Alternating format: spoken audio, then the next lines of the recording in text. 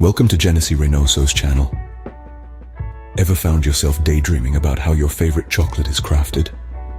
Let's venture into the enchanting realm of chocolate, starting from square one, the cacao tree. This isn't your average backyard tree. The cacao tree is a tropical wonder, thriving best in the equatorial regions of the world. Picture lush rainforests with warm, humid air and rich, fertile soils. From these trees, we get the star of our show, the cacao beans. These aren't just ordinary beans, oh no. They are the magical ingredient that sets the stage for the creation of chocolate. Harvesting these beans is a labor of love, requiring keen eyes and gentle hands to select only the ripest pods. These cacao beans are the unsung heroes of the chocolate world, the backbone of every sweet, velvety, melt-in-your-mouth piece of chocolate you've ever savored. Without these precious cacao beans, we wouldn't have the luxury of relishing our beloved chocolate. Now that we have our cacao beans, what happens next? Well, these little wonders embark on a remarkable journey from the farm to the factory. First stop, fermentation. You heard it right. The beans are piled into heaps covered with banana leaves and left to ferment for 5 to 7 days. This process is absolutely crucial, as it helps to develop the beans' unique flavors and reduces their initial bitterness. Once fermented, the beans are spread out to dry under the sun. This can take up to a week, a bit like sunbathing, but for cacao beans. The drying process is important as it prevents mold growth and further enhances the flavor. So from being hand-picked on the farm to fermenting and sunbathing, our little cacao beans go through quite an adventure before they even reach the factory. It's hard to believe that these humble beans will soon transform into something so deliciously irresistible, isn't it? Welcome to the factory, where all the magic happens. Here, our humble cacao beans undergo a Cinderella-like transformation. Let's dive into the process, shall we? First, we roast the beans. Imagine yourself sitting by a cozy fire, the aroma of roasting cacao filling the air. It's a sensory delight that rivals your grandma's Sunday roast. This roasting process brings out the deep, rich chocolate flavor we all know and love. Next, we have the winnowing. It's not a dance move, folks. Winnowing is the process of removing the outer shell of the roasted cacao bean. What's left is called the nib, the heart of the bean, ready to be turned into chocolate. Then we grind those nibs into a paste.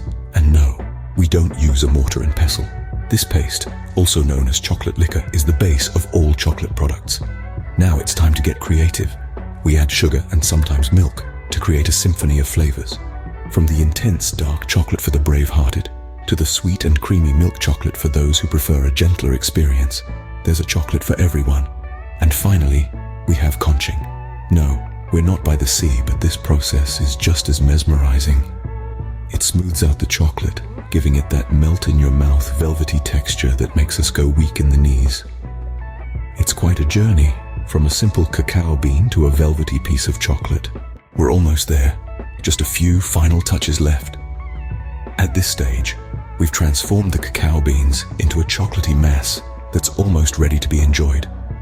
But hold on to your sweet tooth, because we're not quite done yet. The next step in our chocolate journey is a little thing called tempering. Now, this isn't a chocolate tantrum, but rather a process that requires patience and precision. Tempering involves heating and cooling the chocolate to specific temperatures. This careful dance of temperature control gives our chocolate that glossy sheen we all know and love. But it's not just about looking good. Tempering also gives the chocolate that satisfying snap when you break off a piece. It's like music to a chocoholic's ears. Once the chocolate is tempered, it's time to give it some shape. This could be anything from bars to bunnies, depending on the occasion or the chocolatier's whimsy. The tempered chocolate is poured into molds and left to set. As it cools, it solidifies into the final product, ready to be wrapped up and shipped off. And then, the moment we've all been waiting for. The chocolate is carefully wrapped and sealed, ready to hit the shelves. Each piece is a testament to the journey it's been on, from cacao bean to chocolate bar. And there you have it, your favorite chocolate ready to be devoured. Now, wasn't that an exciting journey? We've traveled from the lush cacao forests, followed the beans on their voyage across the seas, witnessed their transformation from bitter seeds to sweet liquid gold.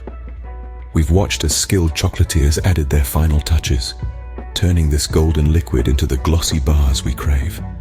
So, from the tree to your taste buds, that's the magic of chocolate making. Next time you bite into a piece of chocolate, remember the journey it took to get to you. Enjoy.